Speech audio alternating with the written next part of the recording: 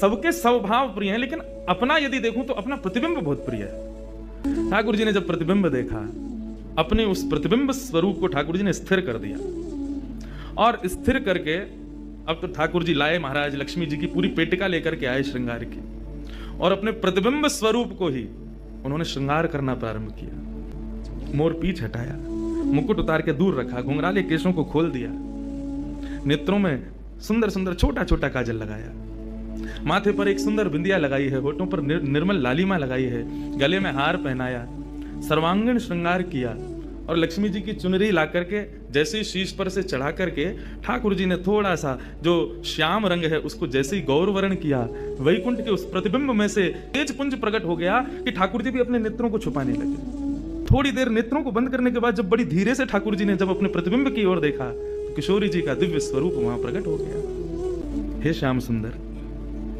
आपने ही मेरो निर्माण कियो है, आपने ही मुझको प्रकट कियो है, क्या भाव है? ठाकुर जी बोले कोई भाव नहीं है, केवल मोहिनी भाव से 33 कोटि देवता मोहित हुए थे, लेकिन मैं मोहित नहीं हो पाया था, इसलिए तब से मैं भी तड़प रहा था कि मुझे भी कोई मोहित करे, उस मोहिनी को भी मोहित कोई करे।